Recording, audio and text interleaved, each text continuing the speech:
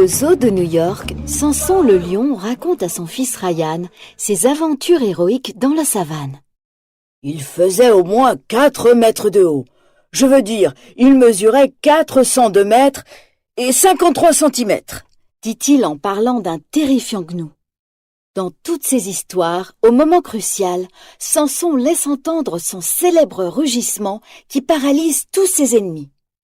Attention, le rugissement arrive, mais Ryan, lui, n'aimait que des miaulements. « Si tu veux que je rugisse comme un vrai lion, emmène-moi dans la savane !»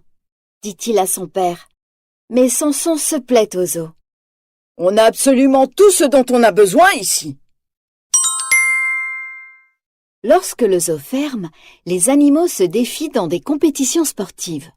Aujourd'hui, ils jouent au curling avec des tortues. Samson décide d'utiliser sa tactique secrète. Attacher Larry l'anaconda à Bridget la girafe et à Benny l'écureuil. Il les utilise comme lance-pierre pour propulser la tortue et marquer un point. Mais ses efforts sont vains et l'équipe du lion perd. Et Ryan n'est même pas là pour réconforter son père. Tiens, d'ailleurs, où est Ryan? Le petit lion n'arrive pas à penser à autre chose qu'à la savane. Il rêve de vivre en liberté et, toujours rêveur, entre dans l'un des conteneurs en partance pour l'Afrique. Quelque temps après, il se retrouve enfermé à l'intérieur.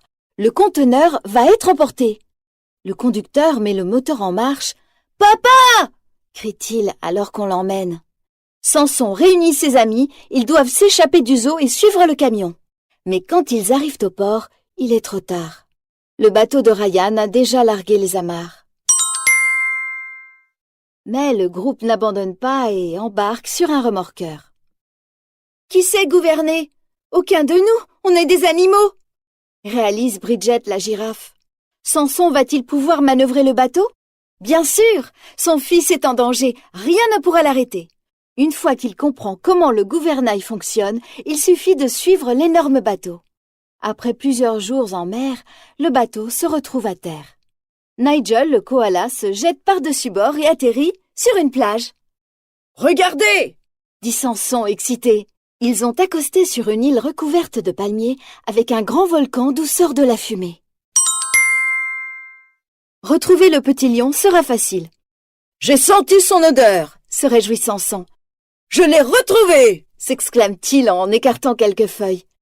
Et il tombe nez à nez avec un petit animal délicat. Ce n'est pas Ryan, mais le groupe en est sûr. Au moins, ils ont trouvé un casse-croûte très goûteux. Mais Samson ne se résout pas à le manger. Ses amis sont surpris. Le moment des aveux est venu. « Je ne suis pas né dans la savane, je vous ai toujours menti. » Toutes ces aventures ont été inventées. Quelle humiliation! Il s'enfuit sans remarquer qu'un troupeau de gnous féroces encercle ses amis et capture Nigel. Mais pourquoi lui? Les gnous emmènent Nigel dans une grotte au fond du volcan. Le plus méchant se présente. « Je m'appelle Khazar. » Il poursuit. « Leader, prophète et grâce à toi, bientôt, carnivore !» Étrange mais vrai. Les gnous veulent devenir carnivores afin d'être plus forts que les lions. Et un ancien malentendu leur a fait croire que le koala est un dieu qui les aidera à les faire passer de proie à prédateur. Pendant ce temps, Samson a retrouvé Ryan. Il ne peut plus lui mentir. « Quand j'étais jeune comme toi, » commence-t-il pour lui raconter son histoire. Il ne vivait pas à l'état naturel, mais dans un cirque. Et il ne savait pas comment rugir lui non plus. Lorsque le propriétaire du cirque utilisait un gnou mécanique pendant le spectacle, il était terrifié. Mais soudain, les vrais gnous arrivent. Ils plantent leurs cornes dans l'arbre où les lions se sont réfugiés et font tomber Ryan, tandis que Samson parvient à s'accrocher aux branches. Ensuite, les gnous poussent l'arbre vers la falaise.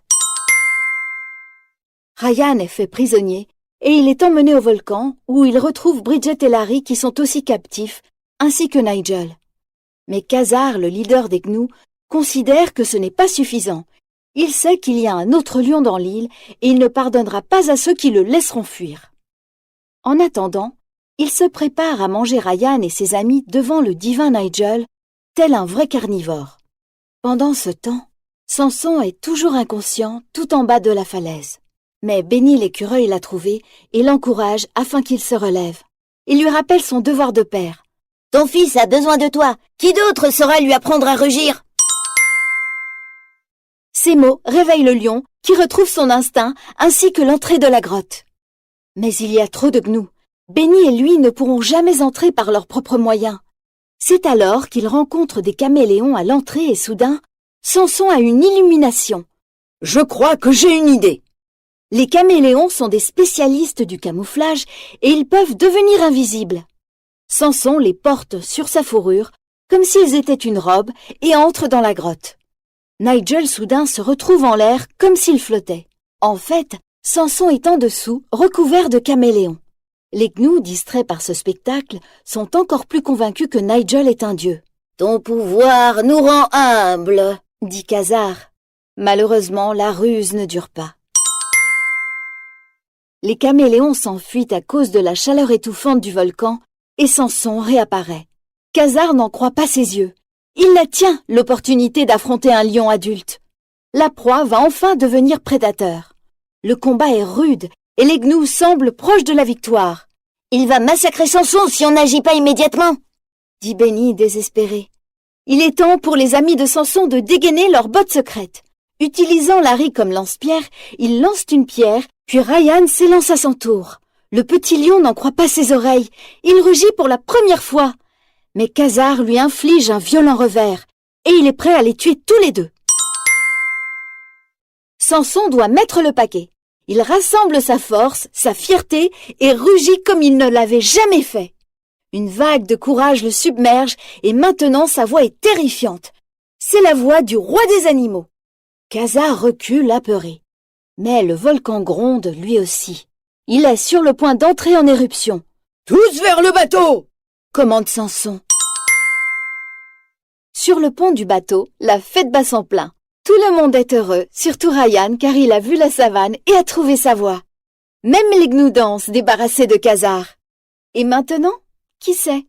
Mais quoi qu'il arrive, Samson et son lionceau sont prêts à affronter les menaces comme seuls les vrais lions savent le faire.